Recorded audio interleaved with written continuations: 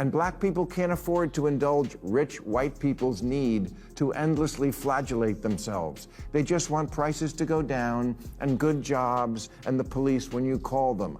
Well, if he's right, then why didn't people vote for the former prosecutor who actually had policy plans to help the working class? Stop saying that Whoopi Goldberg getting yanked from The View right after she attacked me on The View is karma.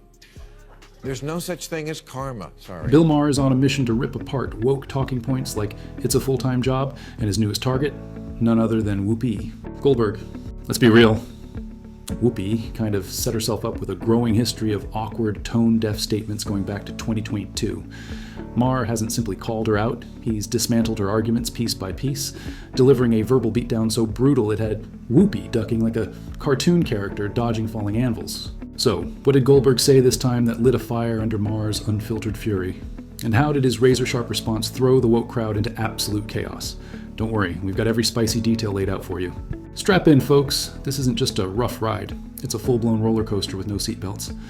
We have got to get past this endless, unforgiving, zero-tolerance mindset bent on punishing and disappearing anyone caught saying the wrong thing.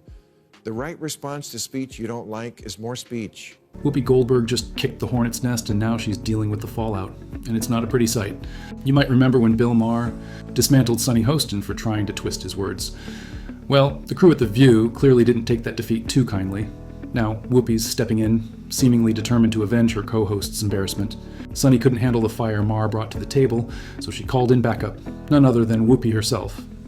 And when she showed up, it was all-out war, like a contestant storming into a reality show no one agreed to be part of. And black people can't afford to indulge rich white people's need to endlessly flagellate themselves. They just want prices to go down and good jobs and the police when you call them. Well, if he's right, then why didn't people vote for the former prosecutor who actually had policy plans to help the working class? This is peak Whoopi Goldberg, reaching into the woke playbook like it's gospel. The moment her argument starts collapsing, she conjures a straw man and unleashes a barrage of deflection. All Bill Maher was doing was stating the obvious. Black Americans want solid jobs, a strong economy, and police who actually show up when needed. Simple. But then Whoopi jumps in with a weird detour about backing some former prosecutor with plans for the working class. Make sense? Not even a little. It's like she's throwing random takes at the wall hoping something magically sticks. Newsflash, nothing does. And you better believe Bill Maher wasn't about to let that slide. He came in swinging. Let's tear down statues of Lincoln and get rid of the police. Just, no, it's not that I've gotten old, it's that your ideas are stupid. Maher pointed out that Whoopi's arguments often make little sense, something that's become a trademark of The View. What was once a talk show has now morphed into a full-blown political circus. Painful to sit through, yet oddly addictive. It's built a reputation for tossing out hot takes that range from divisive to downright bizarre. And when it comes to Whoopi and Sonny Hostin, they've taken the madness to a whole new level with some of the wildest claims to ever hit daytime TV. Just think back to when Charlemagne the God appeared on the show.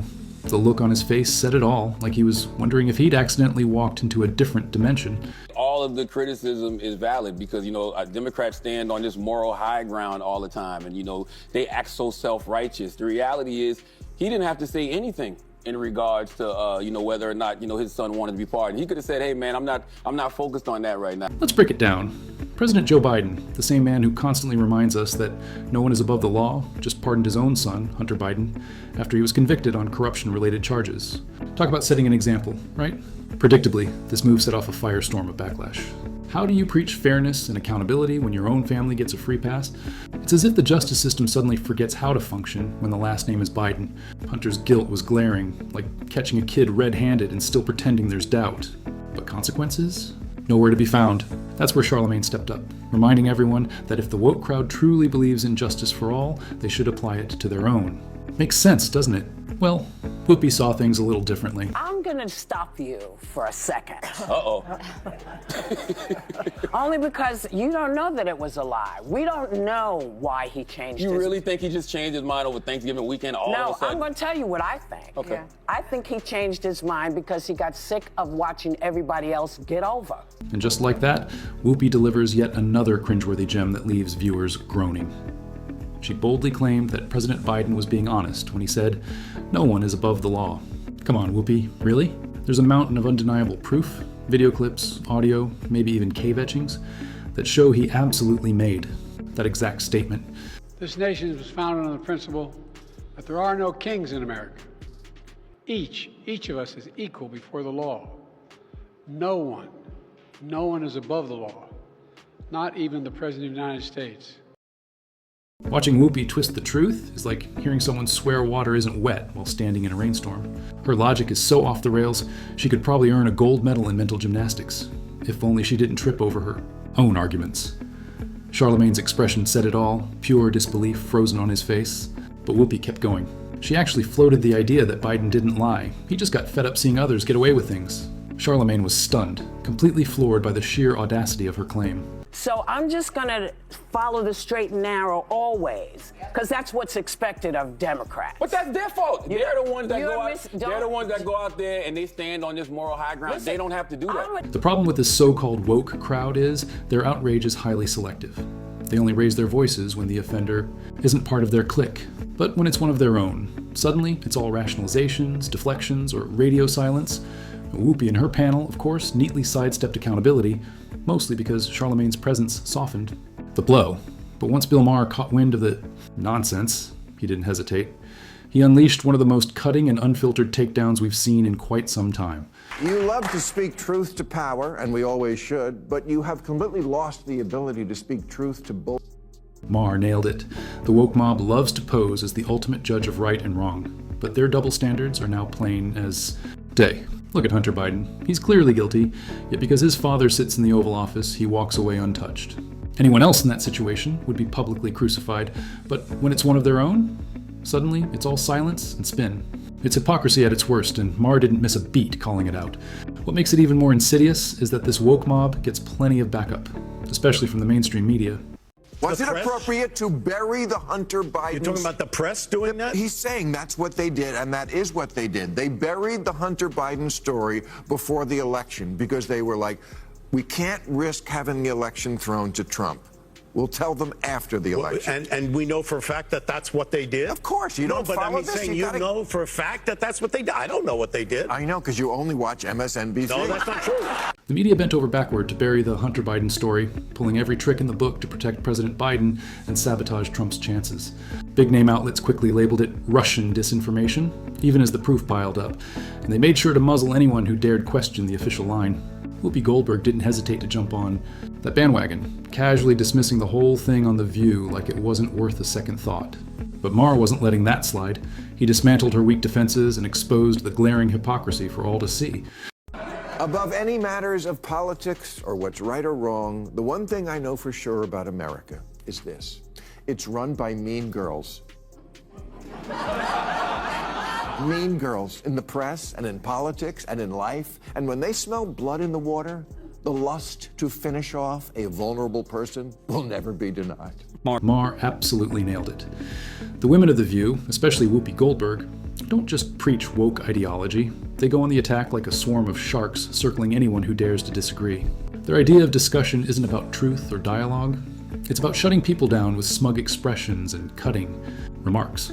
Whoopi has practically made an art out of brushing off opposing views like they're not even worth acknowledging. But Maher wasn't having any of it. He stepped up and exposed their entire playbook. Intimidation wrapped in faux activism. It's no surprise he's become a constant headache for them. Always peeling back the layers of hypocrisy for an audience sick of being spoon-fed spin. Maher's takedowns are like fresh air blasting into a space that's tail and echoing with the same Tyrek G-points for far too. Luna. Democrats run for office as if the voters don't live here, as if they don't go to the grocery store and Starbucks and the office, but they do. But a poll last year asked, if America is the greatest country in the world, more blacks and Hispanic Americans agreed with that than the white progressives. It asked if racism is built into our society. White progressives agreed with that at higher levels than black and Hispanic people. It asked if government should increase border security. Same result. Hispanic Americans are less okay with illegal immigration than whitey. Maher argues it's time for the woke crowd to stop freaking out over Trump's win and start accepting the truth. He didn't rig the system, he didn't cheat, he won because millions of voters resonated with what he was saying, no matter how much it upset the progressive base. Instead of constantly pointing fingers at Russia, racism, or whatever the latest scapegoat is trending, maybe it's time they face the facts. Sometimes in a democracy, your team loses. That's not a flaw. That's how the system works. If the left actually wants to win again, they need to quit the blame game and start doing the hard work. The quicker they ditch the excuses and recalibrate their mezzanine, the stronger their chances become F, or even 2032. I said there's a coalition of Trump voters, people who really like him. They certainly are those. And then there's people who don't necessarily like him that much, but they still think he's less crazy than stuff that strikes them as aggressively anti-common sense. Bill Maher nails it again. Not every Trump voter is some flag-waving loyalist worshiping at the altar of MAGA. A lot of them just couldn't stomach the alternative. Tired of being talked down to by elites and overwhelmed by the nonstop absurdity coming from the woke left.